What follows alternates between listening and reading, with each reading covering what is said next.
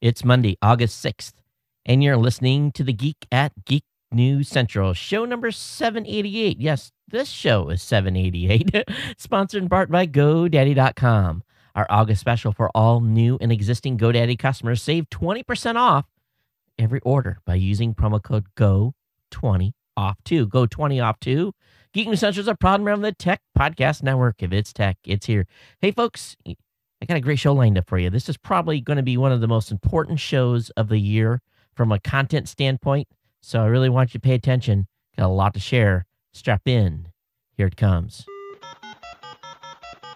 All right, people, I need a go, no-go for the Geek News Central podcast. Digital archive recorders. We're go fly. Microphone. We're go fly. Video feed. Go. Web browser. Go. RSS data stream aggregator. Go fly. Interflux Toddism suppressor. All right.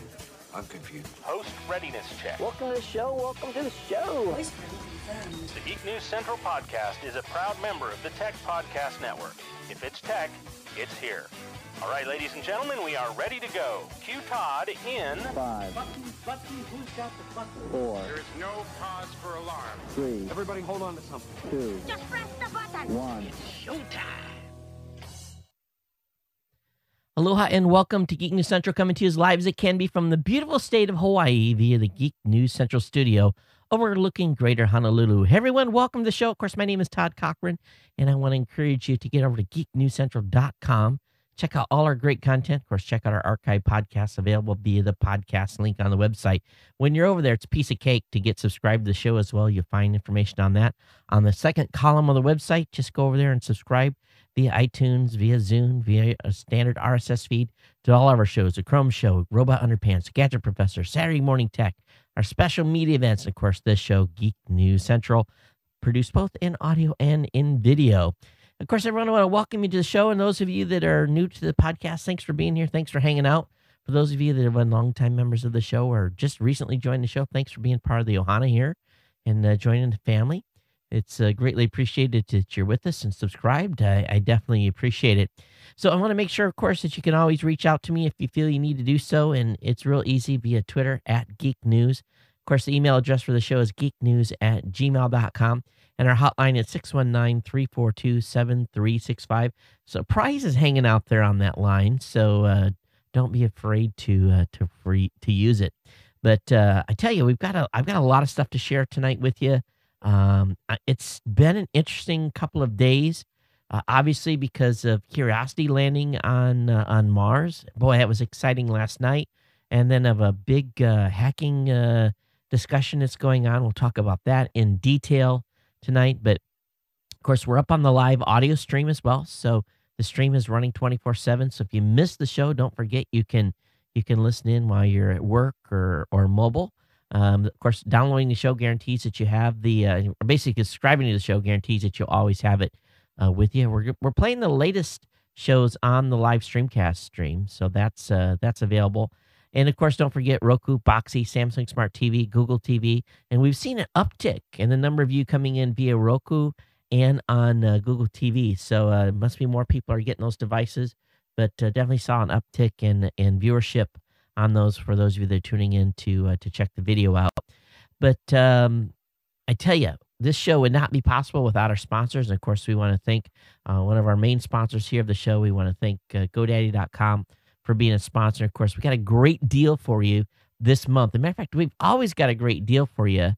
And, you know, we're going to be tweeting out some codes this month, and we're going to be sharing some stuff. So keep your eye on the feed for that as well. And, of course, you can always find all our promo codes at geeknewscentral.com /GoDaddy. But I tell you, I've got a great promo for you where you can save 20% off your order over there. And what I found out was this working on domains. This is working on a whole variety of different products and services. I haven't found anything that it did not discount already, but you have to kind of mix and match. You know, if you're picking up a hosting account, use the code. And then if you're picking up some domains, some non.coms, use the code. That'll save you some money. Of course, I've got all my codes over at geeknewscentral.com /GoDaddy. So mix and match the codes. And sometimes you save more money by doing 2 orders and using different codes each order. But definitely check that out. And the link is, of course, up in the show notes. Again, don't forget all my promo codes are available on the website for you to save money. Share them with your friends, family members, people that you know. and that helps the show in a big way here. And we want to thank those of you that continue to sponsor your or continue to support the show, the support of our sponsors here at GNC. Well, first of all, let me tell you, I just about had to call an ambulance tonight. One of the reasons why I got my electricity bill. Oh my God. It's the biggest one I have ever received. And matter of fact, it was so big, I don't even want my wife to see it because she will like super freak out. I mean, there's something going on. And I'm going to get my kilowatt meter out and I'm going to be plugged into every plug that has something in it and find out where the heck. I know we're paying 38 cents a kilowatt, but oh my goodness is all I could say. So we need your support. Definitely support the sponsors. It is greatly appreciated. But also one thing that let me adjust the camera there. That's real professional for those of you watching the video. One thing tonight is, I've got a junior now in high school, and a typical junior trying to figure out what she's going to do with the rest of her life. One day it's I want to be an engineer. The next day it's I want to be a nurse. The next day it's something else. So, there's a common theme around 3 or 4 different things.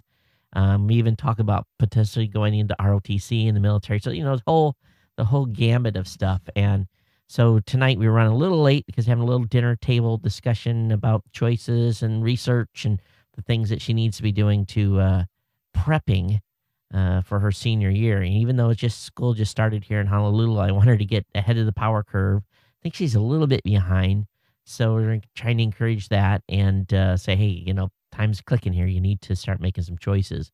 So hopefully we'll be able to get that on track. And any of you that have kids at this point in the same stage, you know exactly what I'm talking about. It's a little late to start the show, but for a good cause. I had a great weekend break. Had a sick kid here on Friday, so basically things were kind of at a standstill. I was dealing with him, but did Saturday morning tech. Of course, that was turned out to be fantastic. For those of you that are subscribed to that, it's really kind of a show that's building in process. So I had a lot of fun there. But big event, of course, was last night was the Curiosity rover landing. And so what I did, I want to talk to you guys just a little bit about that before I get into the meat of the content tonight. But it was kind of I had scheduled a hangout, and really these live hangouts are kind of weird because it limits the number of people you can, if you set up an event for a live hangout, it really, there's this whole bunch of stuff that doesn't quite work real well on Google Plus. And what I think the best way to really do a hangout on Google Plus is just to not schedule an event, tell everybody when it's going to be, and then invite people in, and not have it tied around an event because it just it was restricted and people are having trouble. So, but we had a couple of people in. Of course, big draw. Ustream was up, NASA.gov. But it was kind of cool to have some of the Ohana in, and we basically Langley was on. One of our other longtime listeners was on as well, and we just kind of chatted. It was cool, chatting about it. And we're all watching the stream separately, and we're all ad-libbing, to what's happening, and it was a lot of fun. But what an event! And we'll come back to the whole Curiosity story a little later and get into it in depth detail. But it was fun doing the hangout. We learned a lot about it, and I learned how to patch in screens and some other stuff. So that was seemed to work out well, and we may be doing this more on Saturday morning tech. It's just one of those types of, I guess for a better word, one of those types of applications that just takes a little bit of practice, and it's a different type of production system within that, and a little bit challenging. And I think they can go a long ways with the hangouts if they really get it dialed in here. I was live streaming it as well on Geek News Central, and I think everyone's eyes were on what was going on with NASA, as should have been, because it was completely crazy. But let me go ahead and just go ahead and bust out the our support for our show, and we want to it's summer, and teams in business are going to be working from different locations, and the main thing is just because you're away from the office, it doesn't mean that business stops. Business has to continue. You have to continue to pick up new clients. You have to do pitches, all the things that go into basically building revenue. And that's one of the reasons why I recommend GoToMeeting. You can meet online with clients and colleagues really from anywhere. And GoToMeeting by Citrix allows you to collaborate on files and plans online. And with HD Faces, you just need that webcam. And my webcam sits right here. And it's right next to the big camera. It sits right here on right here in front of me. It's always hooked up. And, with this HD Faces, and a webcam, you can turn your online meetings into a group HD video conference. And it just works. And matter of fact, it works a lot better than a lot of other things out there. I can tell you that. It just, and it just goes to tell we did this Hangout thing, and it didn't work. It wasn't collaborative. It just did not go well. And that's one thing I can count on with Citrix GoToMeeting is all I have to do is click start. You send the invite out, and man, it's just like, as a matter of fact, you can do the same thing at the same time. I can start the meeting and send the invite, and people can join with their iPad, with their Android. They can join with their computer, and I'm guaranteed that I'm never going to have this hiccup in a late meeting. It's going to start. It's going to work. So you can connect anywhere, whether you're vacation, beach, park, with the kids, in the backyard. So you guys know I love GoToMeeting, and it gives me the flexibility to meet wherever, whenever. And it enhances your communications in a big way. So work smarter this summer with GoToMeeting with HD Faces. As a listener of the show, you can try it free for 30 days. Don't wait. This is a special offer. Visit GoToMeeting.com. Click on the Try It Free button. It's real easy. Let me just bring up the website. You go over to GoToMeeting.com. You click on the Try It Free button. It's the orange button right on the website. When you get to the next page, you enter some info, and you be sure to use the promo code podcast. And that saves you, they get you that 30-day code, a 30-day demo. And matter of fact, there it is. There's instructions on how to do it on the screen. I'll leave that up for a little bit here for those of you that are watching, so that you have the full verbatim details there. But again, go to meeting.com, click the Try It Free button, and use the promo code podcast. All right, let me go ahead here and get into the full-blown content for the show.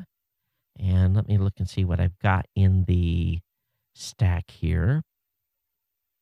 And make sure I'm on page 1. A couple of things I want to go into before I talk about the NASA event is there was an article today over on Read Write Web by Richard McManus. And I think he's written a couple of articles on podcasting. When podcasting started in the summer of 2003, it was largely about freedom and the ability for content creators like myself to be able to put content online in a way that was easily consumable by folks. And this show started in October of 2004, and it was exhilarating, and it's still exhilarating today that I'm able to have a platform that I'm able to share my ideas, thoughts, and processes, and and gain an audience that we have that follows along and participates in the show. And at the same time, I'm able to say what I feel. And there's thousands, tens of thousands of other content creators out there from that point that have been able to come online and make content. And this guy's complaint was that it's been taken over, podcasting has been taken over by the major media. Well, they understood the power of taking content with them. The ESPN, BBC, NPR, all those groups have understood that people are walking around with content. Now, in the early days, our number one goal was to get the media from, our websites into your mobile device so you could walk around with it. And, connectivity wasn't as good then as it is now. So now when people are listening to podcasts, oftentimes they are coming straight to the website via their phone, or they have just loaded it up in the player and they basically play it real time. Some people call it streaming, but you're still getting a progressive download and it's not necessarily live. Some people are still subscribing and having it downloaded and synced to their device. There's over 100 different devices today that are able to and do are being used to listen to podcasts. And podcasting was never meant to be the end of radio. I think we all hoped it would have been in the early days. It was kind of this theme that we were always going on. But, radio stations still, public radio stations are still doing fundraising drives. The public radio stations are still giving you a commercial, a break every 15 minutes with 3 to 5 minutes of commercials. And I'll talk more about commercials even online as compared to this medium. You guys know I do 2 ads for about 75 minutes worth of show. And, so by maybe a total of 5 minutes to do two ads. But, that pays the bills here. And I understand why radio stations have to have, 10 ads an hour. Their bills are much higher. They have a transmitter and everything else. And my transmitter is basically an upload to the internet, and you guys download it. So gatekeepers are people like Time Warner, Comcast, Apple.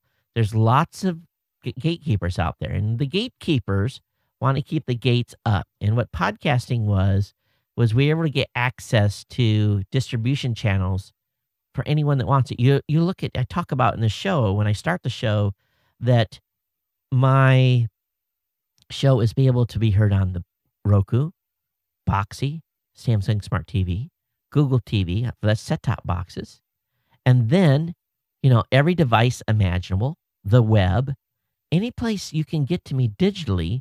The only difference is I'm not on a terrestrial broadcast. And even today, I'm streaming the show, so it's available on a repeat basis 24/7, so you can actually come in with a Streamcast or come in with a Winamp or one of those other, and you click on the playlist, and you can listen to it that way. So we've made it available to almost every way conceivable for you to listen to the content. And that's what it was about, And it also gave us the freedom that I was able to fill my device with content that I wanted to listen to. And I still do today. I have a playlist of shows that I download and listen to on a weekly basis. And I add content all the time to try to find new stuff. And the main thing is I'm filling my brain with content that I wanted to. And this is the freedom we've had. So when this guy says that the space has been taken over by mainstream media, absolutely, because they understood the power of it, and I think we know pretty close how many people in the United States are listening to this kind of media as a whole. At Raw Voice, we're tracking literally millions of people that are listening to content. And his thing was, well, there's no Larry King in the podcasting world. Well, I would disagree. There are tens of thousands of Larry Kings in very niche, or not even maybe niche, content genres, because every person connects with people differently. There are some people on TV, on the televisions, that I cannot stand. And I'm sure there are some people that when they listen to this show, they cannot stand me and they move on. But thank goodness there's 500 other choices for them.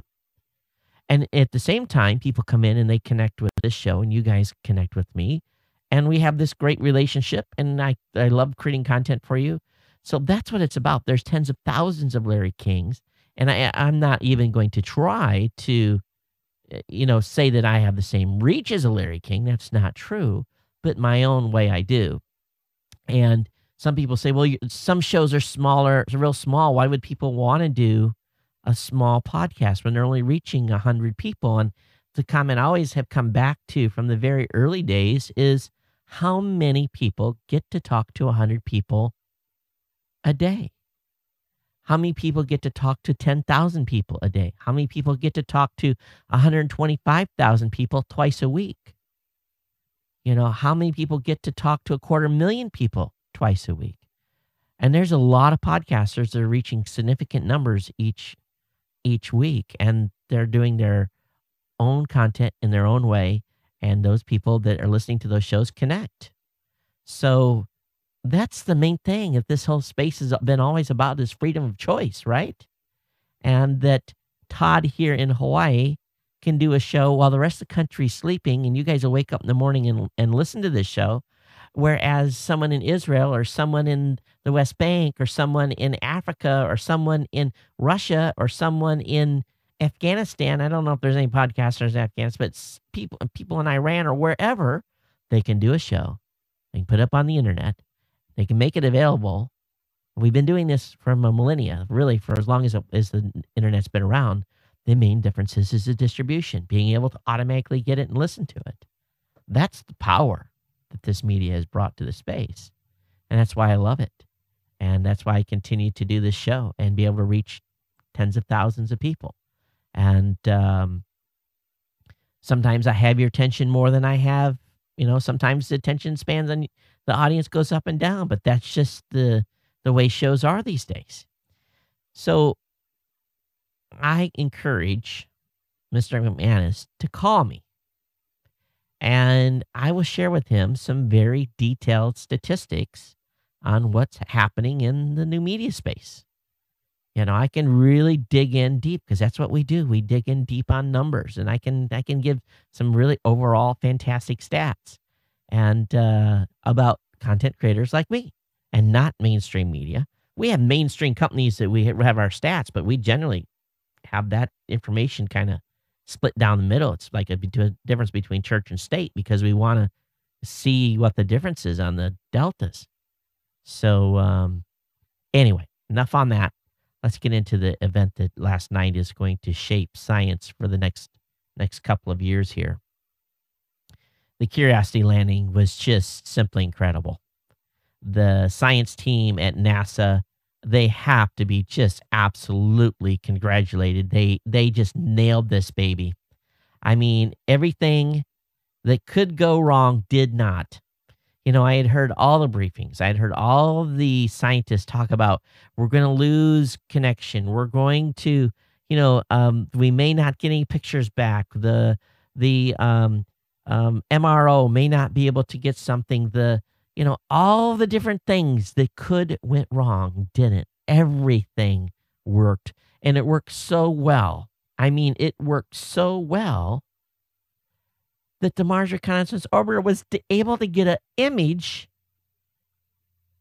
of the actual rover about 2 miles before landing, still attached to the parachute, and the capsule on the way down. Simply incredible. They actually got a picture of the heat shield after they punched it off. And they have a video of 300 frames of the last 2 minutes of the landing. And they actually show it going down to the ground, and then the sky crane, you can't see the sky crane fly off, but you see this dust release. Just amazing. And we knew it was getting exciting because they said Opportunity has made its maneuver, that we got really strong signal. And in the 7 minutes of terror turned out to be 7 minutes of just fantastic information. And what I'm going to do is I recorded the whole event. And I'll probably take that 7 minutes of what was supposed to be 7 minutes of terror and put it in the show tonight. I'll try to get it and I'll figure out how I'm going to cut it in. Maybe I'll put it at the end. And if you did not get to see that segment, or listen to that segment, you're going to have to, because it was unlike anything I've ever seen in a landing. And, as a kid, I do not remember the Apollo missions. I don't remember going to the moon. I remember space shuttle launches. I remember us augering a few devices into Mars. I remember the 2 previous rovers that went in. But this was just such a different vibe because I think they thought that they had about a 50-50 chance of putting this thing on the planet. And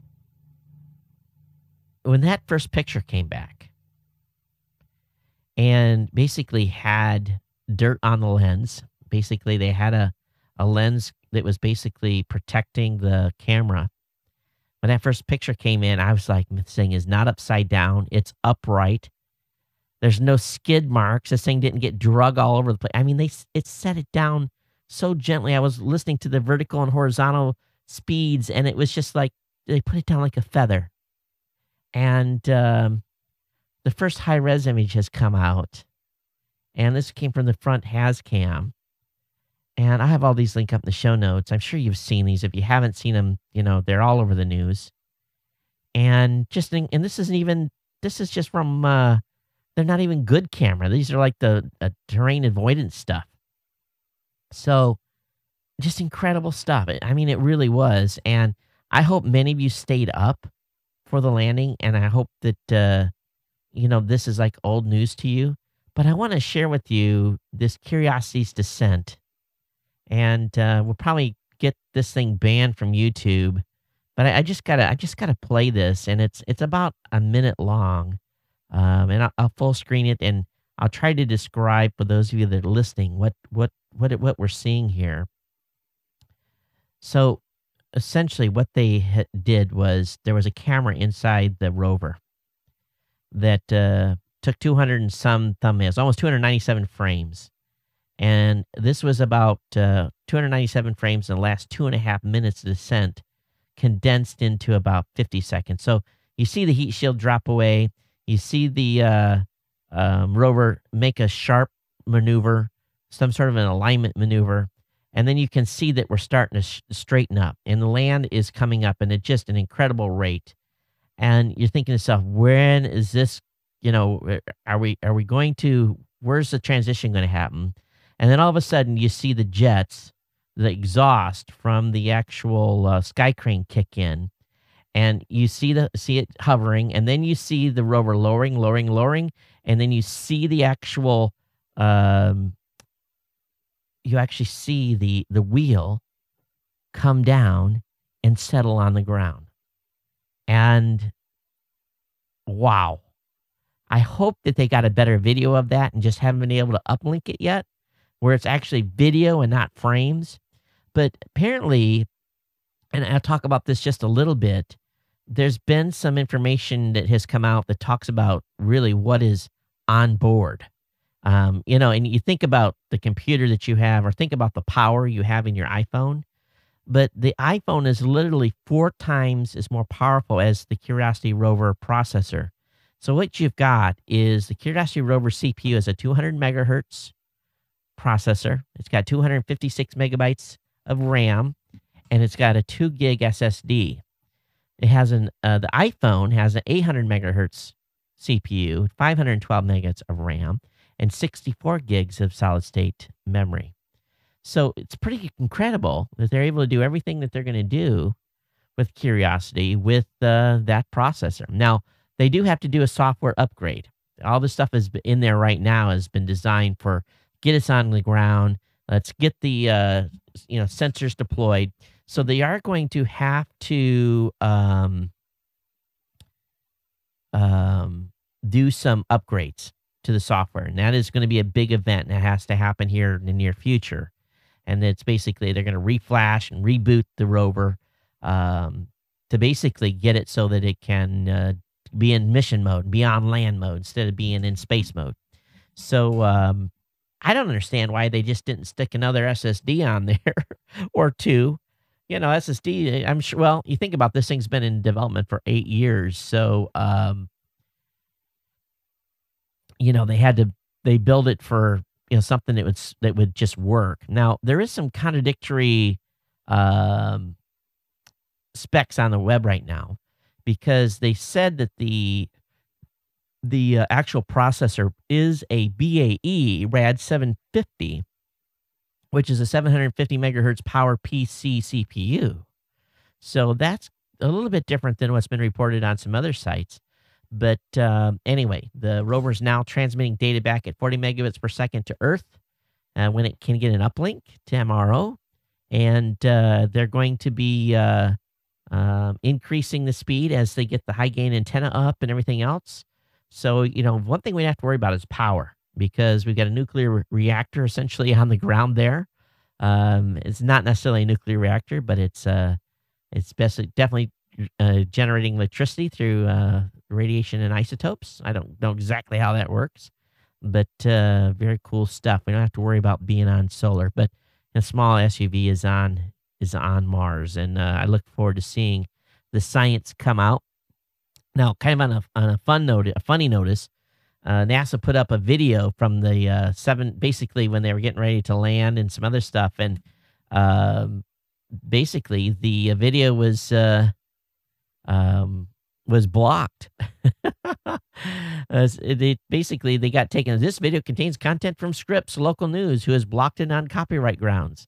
So there was a DMCA on this, a bogus DMCA takedown, and it was in one of those automated systems. So someone else had put up some content and copyrighted it. But you remember, all NASA stuff is open source, and I was really be real careful. I didn't want to put up a whole bunch of video with a bunch of NASA video in it. I was trying to be careful and respect all that stuff, even though it's open source. But anyway, so the video's back up, but a little bit of egg on YouTube's face for blocking the video. But there's gonna be lots of stuff going on. There's all kinds of scientific instruments, 10 to be exact. And this thing has a total mass 15 times larger than science payloads from a previous Mars rover, Spirit and Opportunity. Of course, we know that this rover has, right now they're saying everything is working good. And this thing's got a laser on board, so they can able to do all kinds of great stuff. And here's an interesting tidbit on the actual power supply. The rover's power source is a thermonuclear electric generator that produces electricity from the heat of plutonium-238's radioactive decay. Longer living and more reliable than solar power, the thermonuclear generator can provide electricity with power for at least a full year on Mars, 687 days on Earth, and pumps warm fluids through the rover to keep it at the right operating temperature. I think it's going to be able to operate a lot longer than that.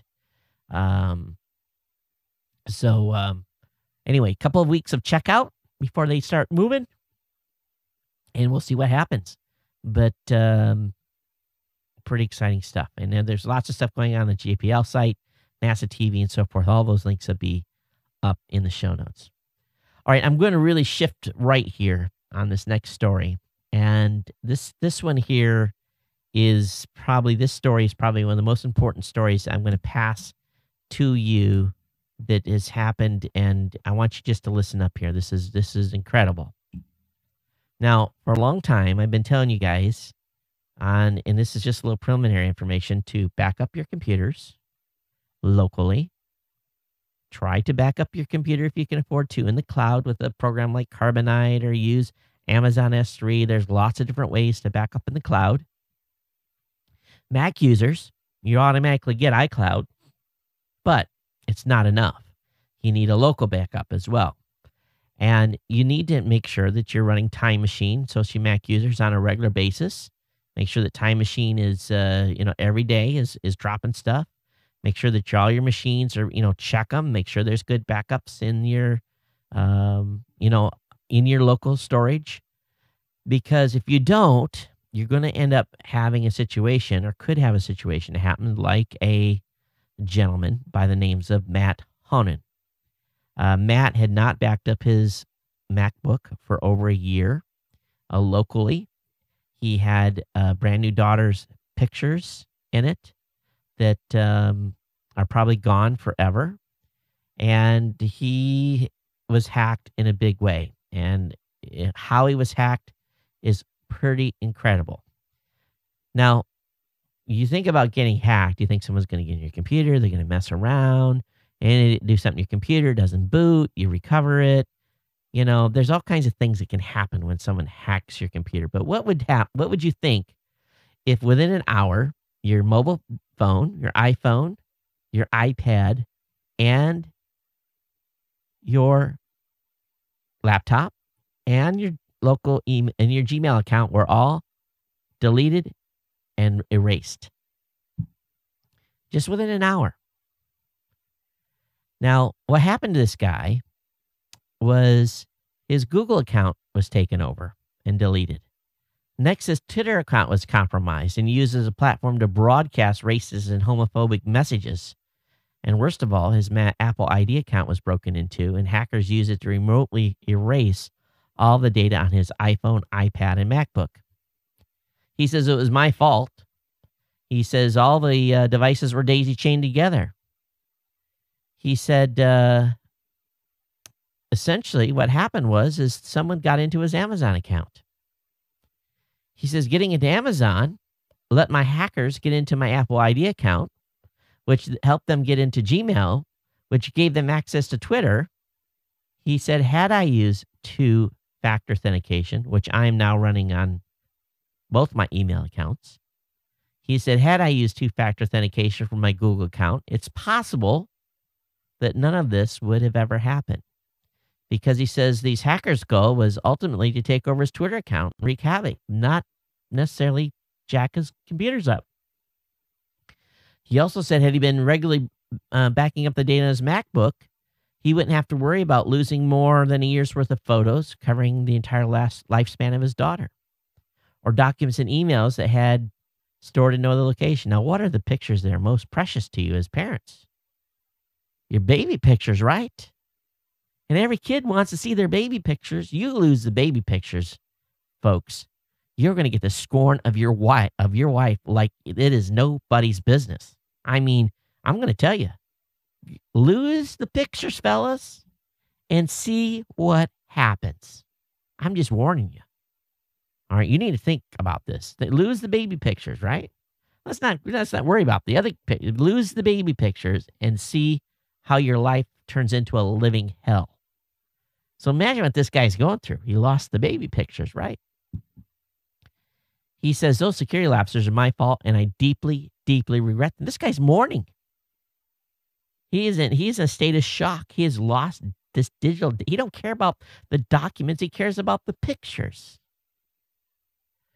So this isn't just him, okay? So I want you to really pay attention. He says what happened to him exposes vital security flaws in several customer service systems, most notably Apple's and Amazon's. Apple tech support gave the hackers access to my iCloud. Amazon tech support gave them the ability to see a piece of information, a partial credit card number, that Apple used to release information. He says, in short, the very 4 digits that Amazon considers unimportant enough to display in the clear on the web are precisely the same ones that Apple considers secure enough to perform identity verification. He says the disconnect exposed flaws in data management policies endemic to the entire technology industry and points to a looming nightmare as we enter the era of cloud computing. So I'm going to give you some advice right off the bat. Change your credit card on your Apple iCloud account to another credit card than what you have on Amazon. Okay, do that immediately, or vice versa. Change your Amazon credit card to make them different. First and foremost, okay? Use 2 different credit cards on those 2 different services. He says, hey, if you're not cloud connected, you're going to be soon. He says, Apple's working hard to get all of its customers to iCloud. Google's entire operating system is cloud-based. And Windows 8, the most cloud-centric operating system yet, will hit desktops by the tens of millions this fall. He realized something was wrong about 5 p.m. on Friday when his phone wouldn't work. And when he went down to his computer and checked it, the screen displayed a 4-digit PIN. He said, I don't have a 4-digit PIN. So apparently what happened was that this is a combination of things. This guy had a domain name.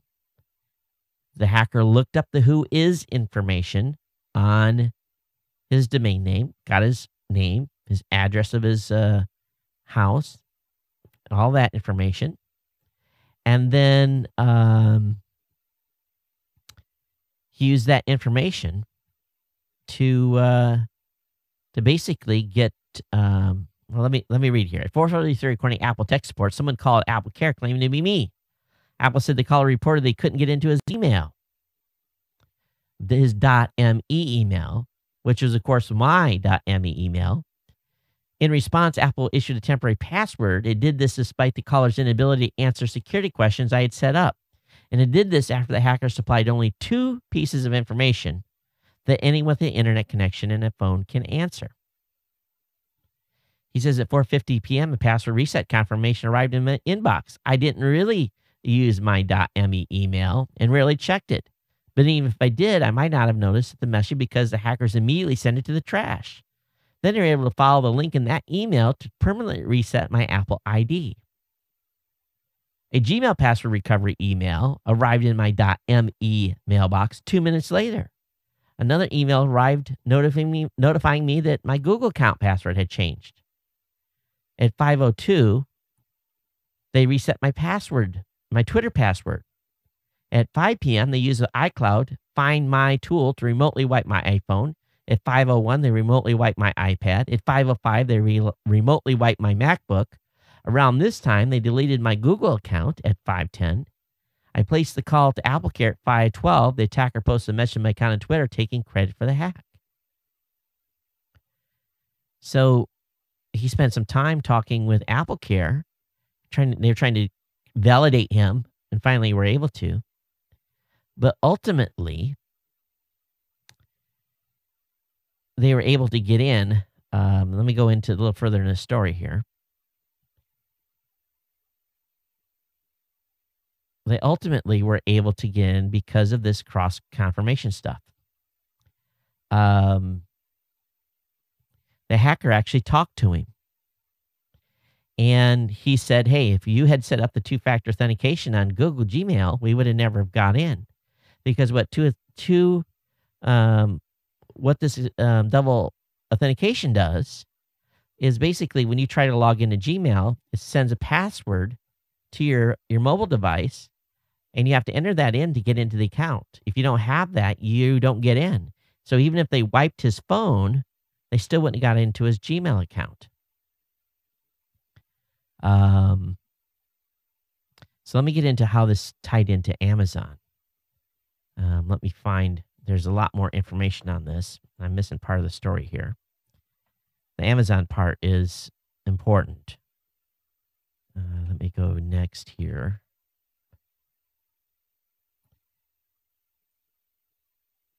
So basically, what was going on there was since they got his address, okay, off his domain name and a contact, and basically they figured out what his email address was.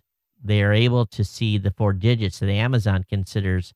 Basically, they gave him that information, and they used those 4 digits and his address to get his Apple ID reset. So they had a little information on this guy, and it was not like he didn't have a non-public email address. So this is what happens when trying to get a credit card number. And it basically takes advantage of the company's back end.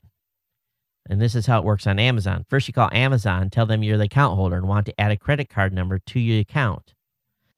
At that point, all you need is the name on the account and an associated email address and the billing address. Amazon then allows you to input a new credit card. Wired used a bogus credit card number from a website that generates fake card numbers that conform with industry published self-check algorithm. Then you hang up. Next, you call back and tell Amazon that you lost access to your account. Upon providing a name, billing address, and the new credit card number you gave the company on the prior call, Amazon will allow you to add a new email address to the account. From there, you go to the Amazon website and send a password reset to the new email account. So the key here is Amazon allows you to add a credit card. And again, all you need is the name of the account and associated email address and the billing address. Not hard to get.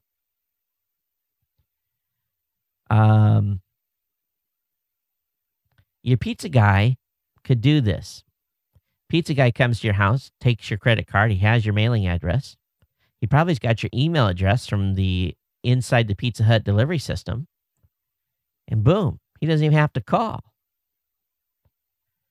So this is big.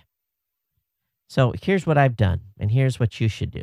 And I want you to go and read this article in its entirety and go through this whole process this guy went through. Because if you don't, you're not going to understand how easy it was for some to social engineer and get into this guy's account. and it used information from one service against another, and then supposedly and they did this a couple times with Apple today, and Apple failed both times on getting information for resetting a password, because guess what? I've done it. I've been on travel. Oh man, I'm on travel. Give them the old sob story, right? I don't remember what my password is. Here's my billing address. Here's my email. I can't remember what I set up for security word. That was years ago. I don't remember that information. You can BS your way through, right? I've done it because I've actually forgot that stuff. So here's what you need to really pay attention to, and what you have to pay attention about when you're actually out there. Number one, be smart about passwords and security questions.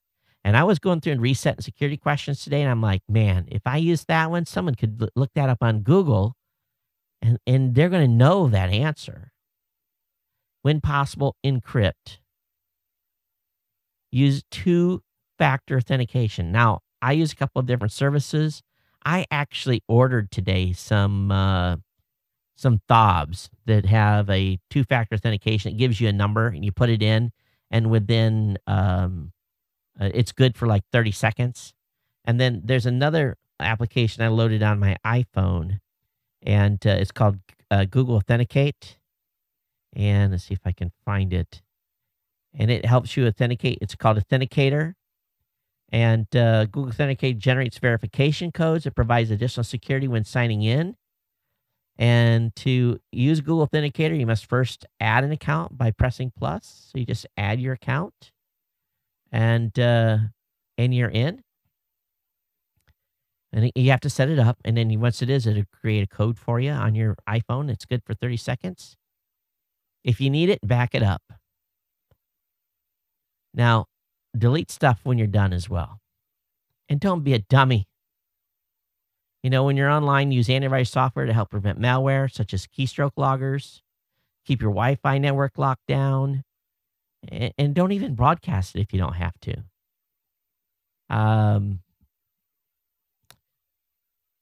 Don't share. If you do share cloud services with other people, such as family members, you know, if you have a device that belongs to your kids, set up your credentials for reasons like you set them up with their own account, okay? To prevent accidental exposure of your own personal data. Here's something I'm looking at. Do you use the same email and password as your credentials for more than one service? Oh. And some Dropbox users got hammered because they use the same email and same password. Don't use the same credentials for iCloud and iTunes. And you're thinking, wow, that's going to be a pain. Do you use the same cloud-based email account as your password recovery contact address for more than one service? Do you have them all sent to the same email address? And here's what I'm thinking about doing. I'm thinking about setting up a super secret email account that all the password resets go to, and that I'll never use that or publicize that anywhere. That's one of the things I'm considering doing. How hard is it to guess or research your answer you choose for security questions? So pay attention, folks, because this thing could happen to any of us. It could have been me. You know, they could have social engineered my account. Yeah, it's scary. It really is. And Apple has responded. They basically, Apple Tech, let me find the response from Apple. Apple takes customer privacy seriously and requires multiple forms of verification before resetting an Apple password. Apple spokesperson Natalie Karras told Wired, where Honan now works. In this particular case, the customer data was compromised by a person who had acquired personal information about the customer. In addition, we found that our own internal policies were not followed completely.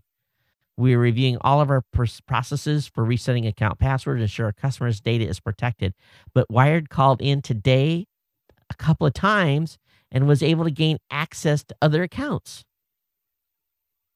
Through this same flawed process, that this other person was able to do so. It says, ultimately, all you need in addition to someone's email address are these two easily acquired pieces of information: a billing address and the last four digits of a credit card on file, he wrote.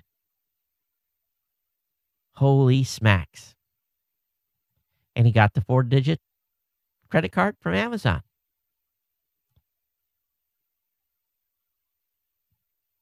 This is amazing.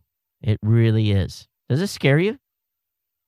I think about all the places I have accounts, and the reset password is basically sent. Oh my goodness. I'm freaking out. If you're not freaking out, then you really need to read the article. I'm telling you, this is the most important thing you'll read all year. The two-factor authentication is a pain. Absolute pain. I'm going to tell you. But nothing is more painful than having a machine wiped. And I know those of you that are on Windows machines say, it's not affecting me. But it could be you soon. All right. Let's switch gears here. Boy, I'm not even a quarter of the way through my stuff tonight. Hey, Spitballs, welcome to, I see you just jumped on. And what do you think about the whole security issue with this guy? I didn't get a chance to talk about it last night. All right, YouTube app removed from iOS 6, but not iOS 5 and older. Google's working on a standalone version of the YouTube app. So the next iOS version, you will not get a YouTube app default load. Google Chrome is claiming 1/3 of global browser share, according to StatCounter. They're saying that their percentage has grown to over 33%. It's not it's not surprising. Apple TV software beta 4 released developers addressing some issues. So nothing on apps yet. But there's been an update to the iOS 6 for Apple TV. Pretty cool. In a more depressing note, I thought, okay, if I don't like this new Windows 8 Metro thing, that I would just disable it and boot into a normal screen. Well, it appears Windows 8 may not let you boot to the desktop and demands you accept Metro. Of course, they're not supposed to use that word anymore. So I want to go straight to my desktop, but apparently they're trying to disable that. Someone will find a hack to get that re-enabled.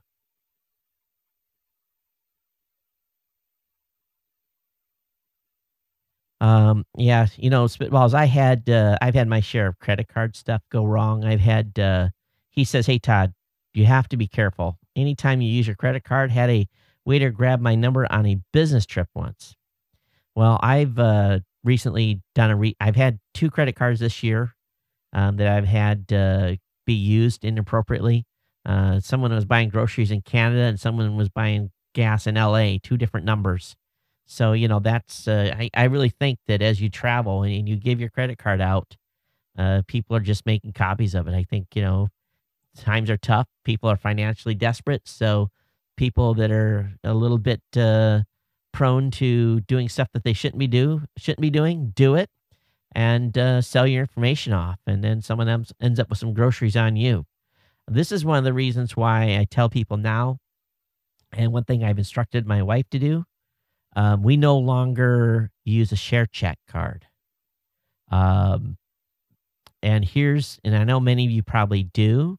It's convenient because, boom, it's just out of your account. But if they start using your share check account, they can empty your basically checking account. So now on using Visa, I only use a regular Visa card. I never use a Visa card that's tied to a checking account. The only time I use a share check card is if I actually go to the bank that I have an account with and I want to make a withdrawal. That's the only time I use the share check card. So if you're using a share check card, you really need to think about, if you have a regular credit card, I encourage you to switch to the regular type of credit card, a regular standard credit card.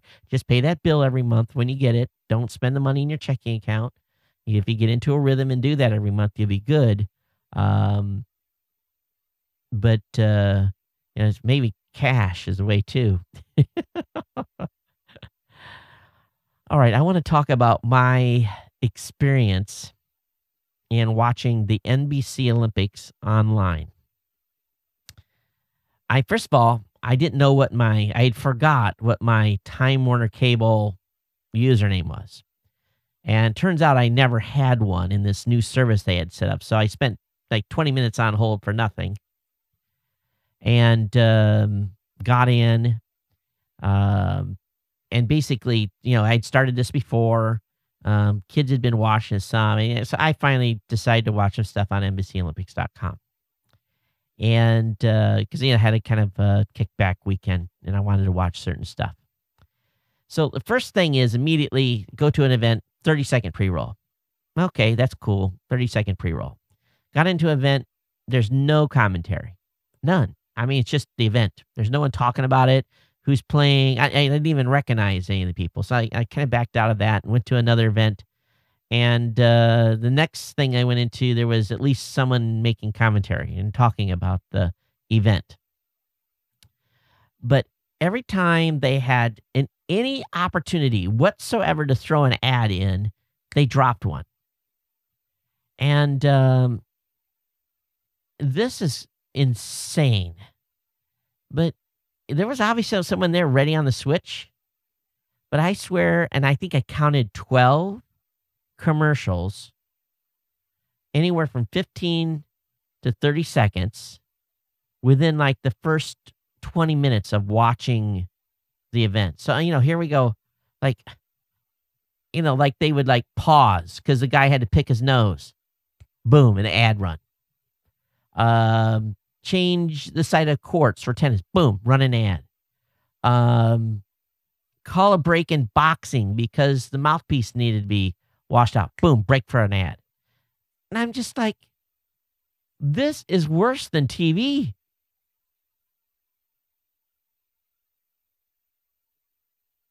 And I'm like, why? Why? Is it that expensive? I mean, I wanted to throw up. You're paying these guys on these cable bills outrageous money. Outrageous money. You have to go through this process to qualify to go on NBCOlympics.com. And then they add you to death. And some of the stuff they don't even have commentary on. There's not even some guy there at least in a boxing, they had this guy who's like, yeah, they should be teaching her to. He was like criticizing the coaches. And I don't know where they got this guy, but just don't get it. I don't. Now, BBC's being praised big time. They're being praised on their coverage, on what they've done.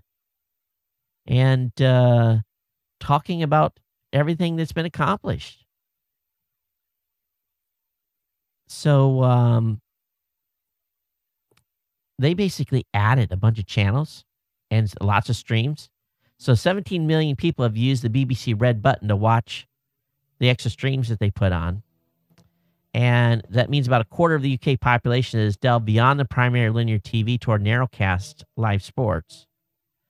And it didn't matter what they were carrying. They were carrying a whole bunch of different stuff. But every one of the 24 channels has seen at least 100,000 users at some point, according to BBC Sports. And although the sheer breadth of simultaneous options might have diluted the audience for reach, it appears to have held steady. And this was bigger than the web. So they've devoted some amazing blanket coverage to the Olympics. 3 of the UK's primary linear channels, BBC 1, 2, and 3, have all but shelved their daytime and evening schedule in place of live events, analysis, interviews, highlights, and magazine features. There may be enough material being pumped out of these core channels to satisfy anyone. They got the 24-hour streams, of course. And the UK mobile viewing is matching the United States. So BBC has done a super job on how narrowcasting can go large. And, of course, they're right there at the same time zone, so you don't have to worry about a 6-hour tape delay. All right, I got to share this with you. The FDA has approved ingestible sensors that are powered by stomach juices. It's called the Ingestion Event Marker. It's made by Proteus Digital Health Incorporated. It's been available in Europe since 2011. And it's basically turns out to be extremely helpful for people who have trouble remembering to take their medication. It's a tiny sensor, the size of a grain of sand, which you ingest, either embedded in a pill or any other consumable. It's then powered by the acid in your stomach, and it communicates with the outside world through a patch that's applied to the skin on your belly. It also exerted when you, well, you know, the normal way. It can tell if you've taken your meds. It transmits information about other physiological behaviors, metrics including heart rate, body position, and activity. Then the information can be sent to a mobile phone app to the patient. And with a patient's permission, their medical caregivers. So what this thing is this thing is basically spying on you. And all you got to do is take the tablet. And no word on cost, but you take the little green pill, and it tracks everything you're doing. in doing.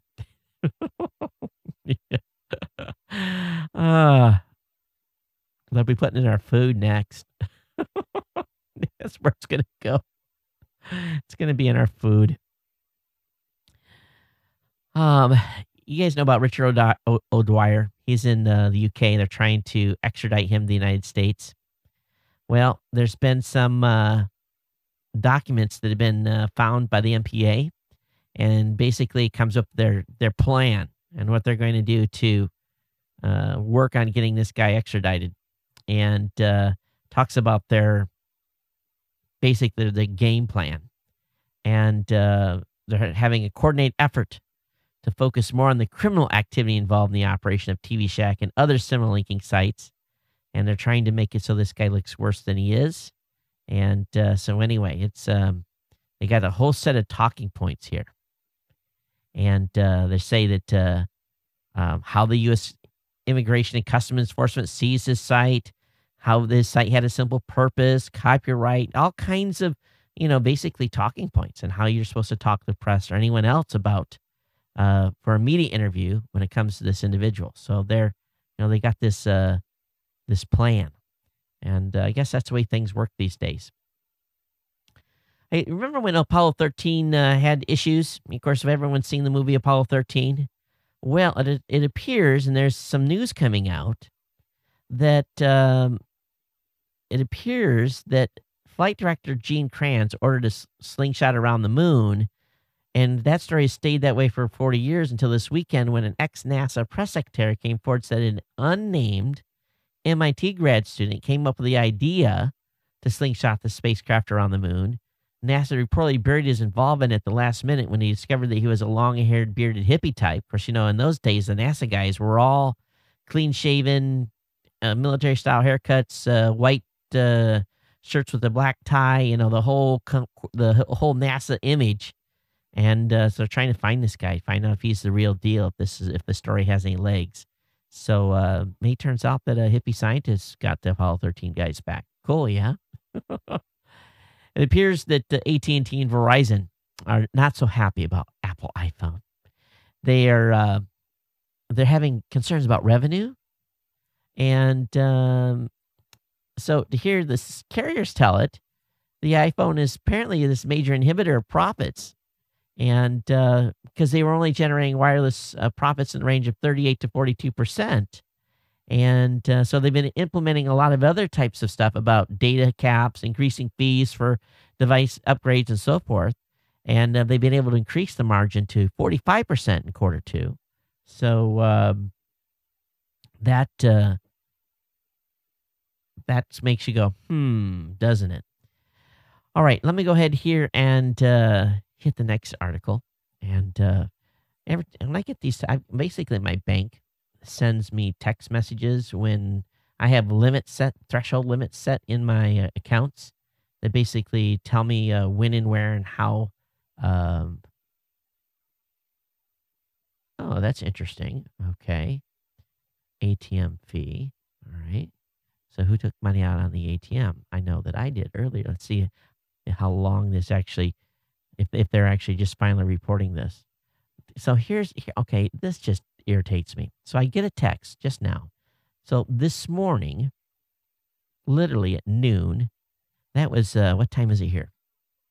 9 o'clock. 9 hours ago, I withdrew some money out of an ATM, and I'm just getting the notification now on my iPhone because it busted my threshold on, I say, if it's something's happens in the account over a certain amount on ATM withdrawals to notify me.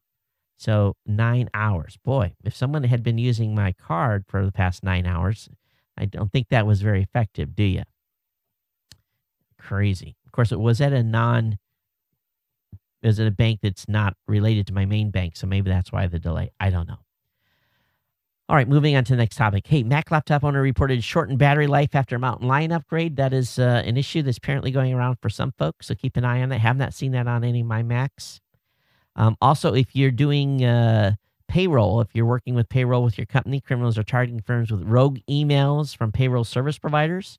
So be aware of that. So if you use firms like ADP or SANS to process your payroll, be on the lookout for bogus emails coming in from criminals trying to social engineer you into clicking on a link. Good article on Ars Technica talking about how Senator Dennis, I'm going to pronounce this guy's name incorrectly, Democrat of Ohio, Kucinich. Oh, man, I'm bad. He introduced a bill in Congress on Friday. The purpose was to examine, label, and communicate adverse human biological effects associated with the exposure to electromagnetic fields from cell phones.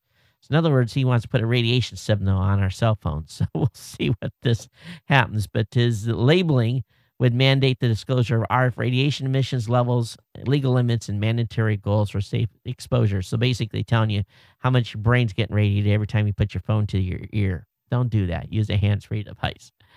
Samsung lawyers forced to, as in the Samsung versus Apple, or Apple versus Samsung trial, the Samsung folks were able to question Apple's $75,000 expert who was getting paid up to $400 per hour.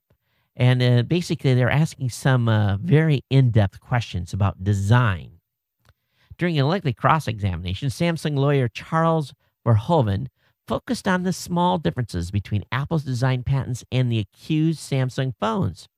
He said, "It is wider, yes," said Bressler when asked about the slight side margin of the Samsung Infuse 4G. And yes, the phone margins are wider than the margins described in Apple's D677 patent. Again, this is a level of detail that the ordinary observer wouldn't see. So in other words, we're talking about very small differences. And so they're going on and questioning all these minute details about the design. Can you imagine being the juror on that? I would just be like, want to stand up and scream and say, "You guys idiots." But that's what they're facing right now. For those of you that are aviation enthusiasts, I've got a very cool article on lasers being used in place of pitot tubes. And for those of you that don't know what that means, don't worry, but the link will be up in the show notes for those that do. Google has slapped a $100 million golden handcuff on Wildfire. Basically, they acquired Wildfire for $350 million, but they've included $100 million in earnouts and retention bonuses to try to keep the team together. So that's a heck of a amount of money to be able to be put out there as a potential bonus just to stay with the company. So again, this is about an acquisition hire where they're trying to acquire help, and very interesting. $100 million on the table for employees to stick around. I got to share this with you. Windows 8 packaging. I'm sorry, but Microsoft needs to go and pay someone at Apple a lot of money to defect and come up with their Windows 8 packaging. Could it be any more boring? It's got Windows 8 at the top, Windows 8 Pro, and it shows two Metro squares in the middle of the box with the Microsoft logo on with the Microsoft at the bottom left. Boring. This is like, are they trying to go for a minimalistic design? You've got this Metro design. It's got all this fantastic stuff. Why didn't they just make the box look like something cool?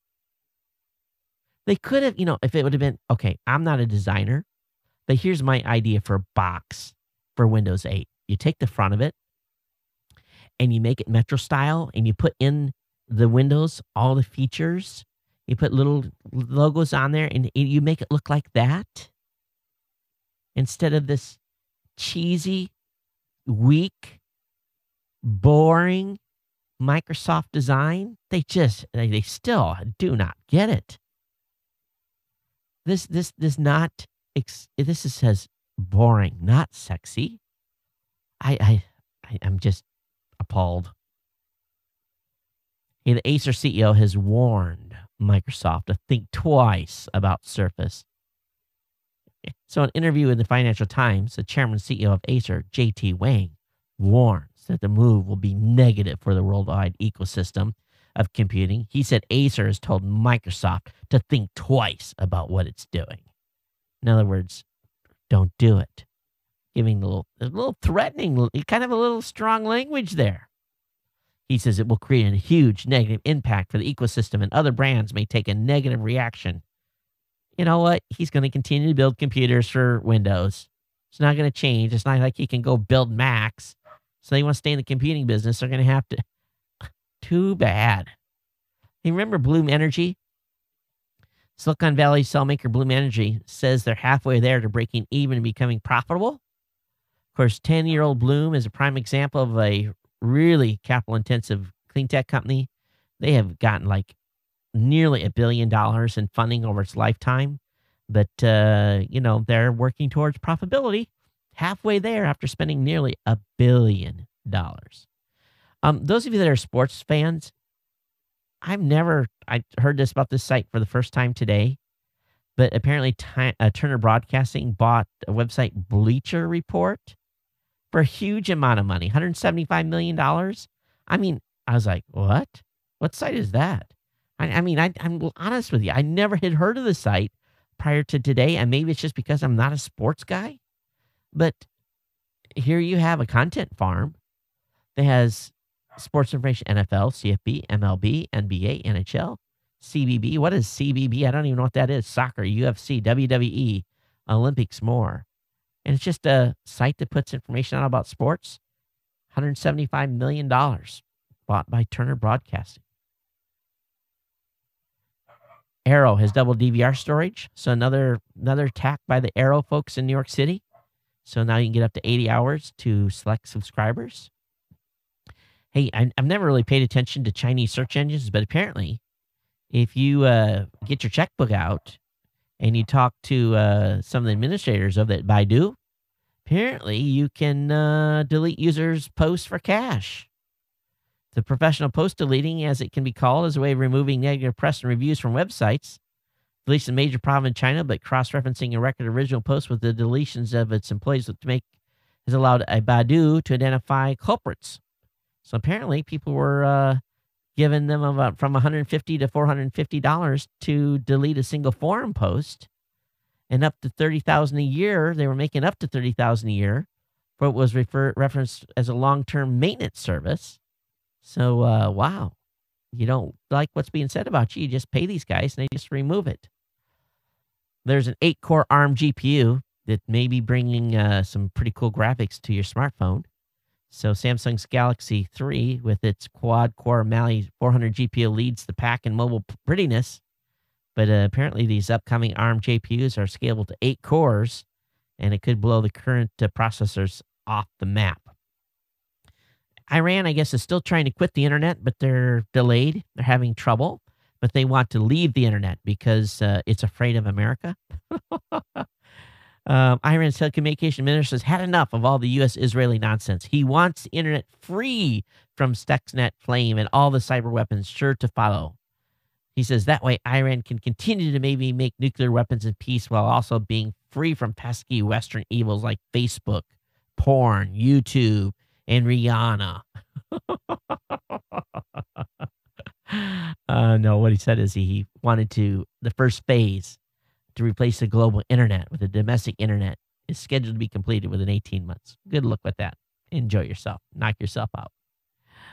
Oh, goodness. Hey, Andrew over at Geek News Central put up a pretty good article on this BTR 006 Bluetooth audio receiver. So if you're looking for a way to get audio into your car and it's be non-intrusive, this is kind of a little unit that's kind of cool. Plugs into your radio and basically can transmit. If your radio's not Bluetooth compatible, it basically can transmit to this device and it go into your car. I know my car's got one of those jacks. I've never used it because the radio's also got Bluetooth, so I just do it that way. Also, iPhone 4S has dropped $149 with Sprint. So that's a sign here from $199 to $149. The price has went down. All right, that's all for the regular content tonight, and I guess I did okay. I hope I didn't bore you too much at the beginning with the security stuff, but I do think it is important. I did have a few emails come in to the show, and I got an email here from Tim. He said, "Hey Todd, is Samsung ripping off Apple's trademarks? Take a close look at this." He says, "Looks pretty close, I have to admit." So I have this link up in the show notes here. Let me bring this up, and it looks at it just basically shows different icons, and let me flip the switch here so you guys can see this. So let me see here. You know, here's my issue with this whole thing on icons. With icons, there's only so many ways to draw a telephone. And then if you look at, they got other things here. Okay, there's the iTunes mark. And that looks a little different. Yeah, so, there's some stuff that looks a little bit same. So not a lot of originality here between the two. So, but, it's kind of hard. How do you, actually, everyone's kind of used to the same type of thing. If you want familiarity, you want to be able to, you want some icons to kind of look the same, right? But I guess they don't want that in these patent issues. So thanks for sending that over, Tim. Got an email back from Richard. He said, "Hey, Todd, I emailed you a few weeks ago. You want to know why I'm looking for a good-sized backpack to carry mid or full-size desktop computers. Here's my 2 reasons. My company constantly recycles computers. They're only a few years old. Core 2, sometimes quad cores, most in good shape, minus the hard drive.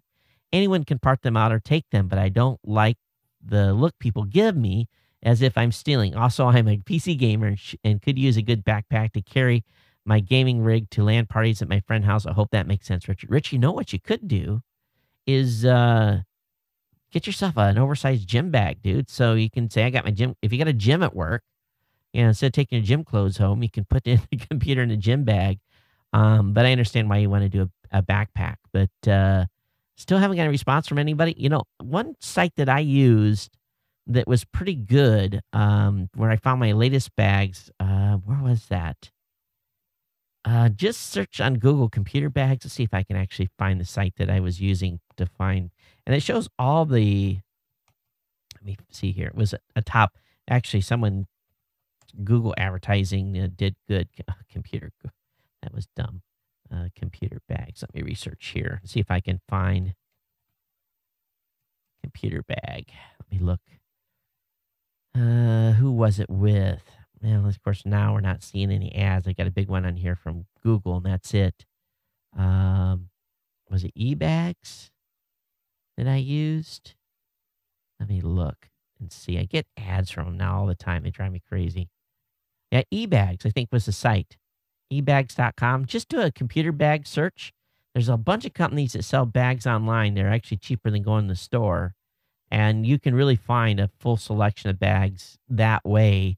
And they break it down. A lot of them have those little matrices you can use to narrow your search. So definitely check that out. Got an email here from Chris. He says, "Hey, Todd, while checking out the link to the mosquito flamethrower, I ran into another device for taking out pesky insects. This bad boy turns a pinch of salt into ammunition to fire insects using a plastic shotgun." Okay, let's take a look at this. This sounds like something you would not want the kids to play with at home. And salt firing shotgun offers up a fun way to kill insects. Okay, it's definitely plastic. All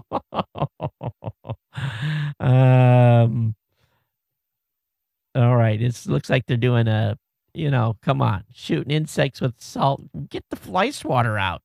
That works pretty effective. I want to thank Aaron for sending me the link to the guy that got hacked hard. I had already seen that, of course. I appreciate it.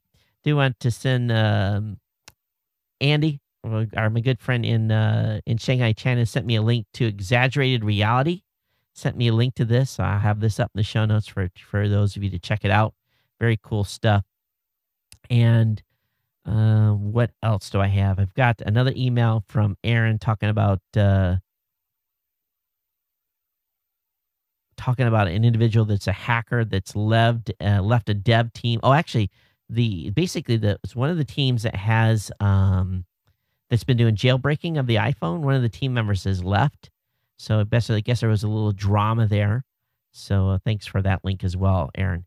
All right, folks, this wraps me up. I'm looking at the time. I'm super long on time tonight, so I'm not going to play the. I'll put together that video of those 7 minutes landing. I'll put it in the special media feed, and that'll be over there, and you can check it out. But we're already an hour 20 on the regular show tonight. It's way too long. Thanks for indulging me, letting me go long and talk about the curiosity and, of course, the big hack that went on and my concerns for all of you and me. So thanks for being with me. Everyone take care. We'll see you next time. And aloha.